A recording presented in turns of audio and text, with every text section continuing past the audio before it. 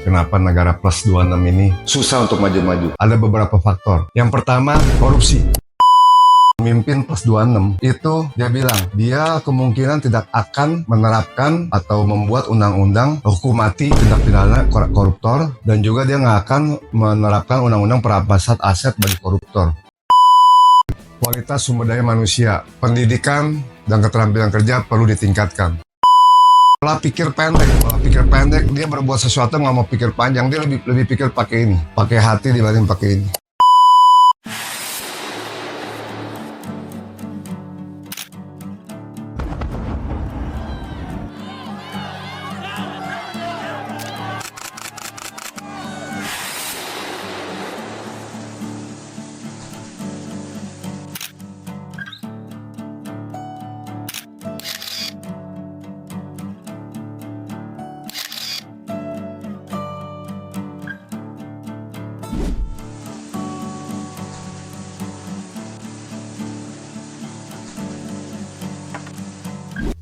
Halo guys, kembali lagi bersama gua Korey di channel Coba Lu Pikir. Kali ini gua akan membahas topik-topik yang sedang hangat diperbincangkan di media sosial dan berita. Seputar negara plus 26 yang dari dulu statusnya cuma jadi negara berkembang yang nggak maju-maju. Kalau mau tahu isi lebih lanjut, ikuti terus video ini. Teman-teman sebelumnya tolong like, subscribe, dan nyalakan lonceng notifikasinya agar gue tetap semangat posting konten-konten selanjutnya.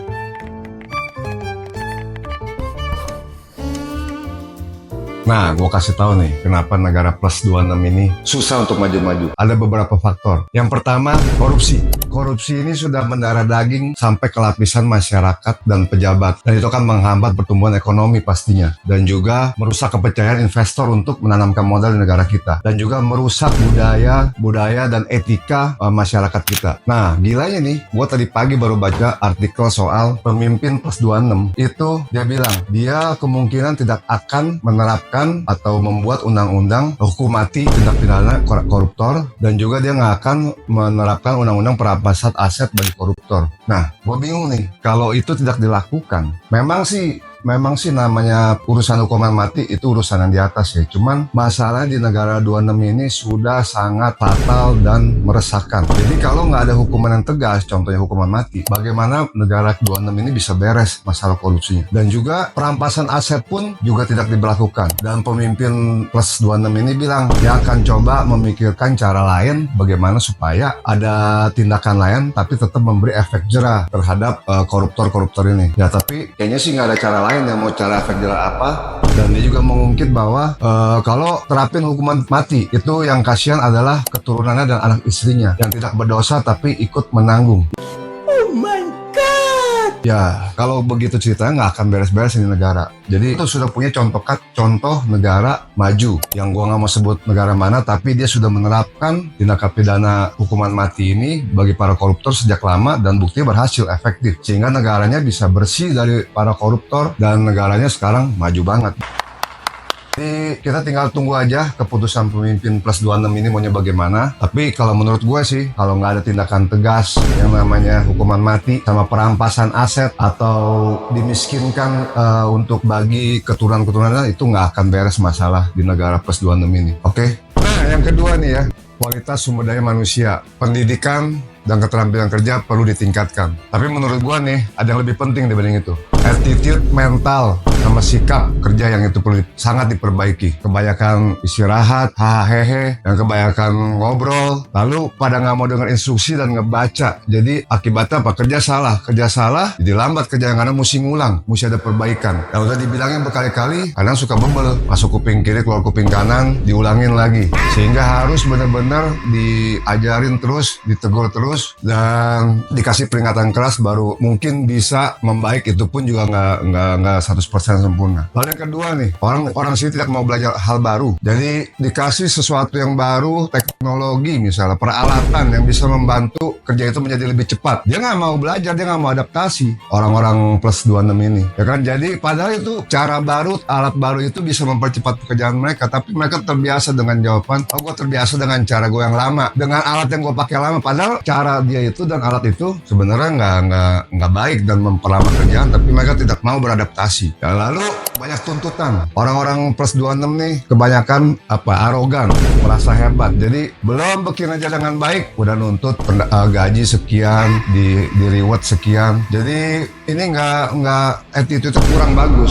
Lalu yang terakhir, pola pikir pendek. Pola pikir pendek, dia berbuat sesuatu nggak mau pikir panjang, dia lebih pikir pakai ini, pakai hati dibanding pakai ini. Gua ambil contoh misalnya, kemarin ada kasus ya PTYM nih di suatu wilayah. Yang gua baca beritanya, katanya ada demo sampai perusahaan tutup. Gara-garanya apa sih sebenarnya? Simple. Ada 3 karyawannya di PHK. Lalu nih yang lain nih, yang teman-temannya segerombolan 1.100-an ini ikut-ikutan ngebela. Padahal mungkin gua rasa tahu masalah sebenarnya juga apa kagak tahu deh. Yang ngebela demo akhirnya apa? Perusahaan tutup. Nah yang dirugikan siapa coba? Kan karyawan itu semua yang mungkin juga masih mau kerja bener, yang sebenarnya nggak mau ikut-ikutan karena diprovokasi. Jadi dia ikut. Akhirnya apa sekarang imbasnya? Di PHK, nggak punya pekerjaan, nggak dapat pendapatan. Akhirnya dia nggak bisa biayain keluarga mereka. Kasihan toh imbasnya sampai ke keluarga.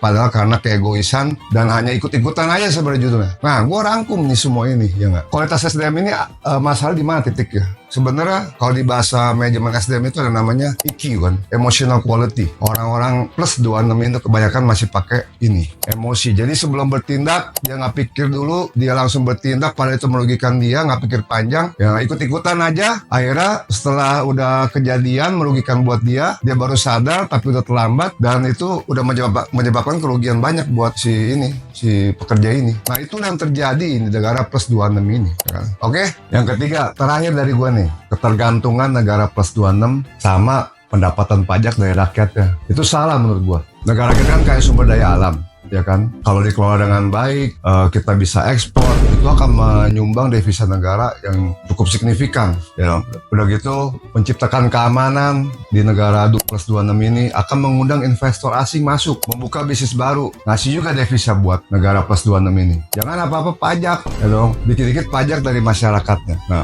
masyarakatnya buka usaha dari nol, minta sumbangan kagak, disubsidi kagak, ya dong sama pemerintahan plus 26. Tapi kalau lagi butuh dana, kesusahan, pajak andal utamanya. Kan salah dong, mesti begitu. Harusnya sumber daya alam yang tadi gue bilang. Ya dong. Buka lapangan kerja, undang investor asing buka usaha. Itu yang tepat sebenarnya. Oke, jadi begitu aja pembahasan dari gua kali ini. Bagi teman-teman yang punya komentar, mau diskusi sama gua, silakan tinggalin aja pesan kalian di kolom komentar. Nanti kita bahas. Oke, see you guys on the next video. Coba lo pikir.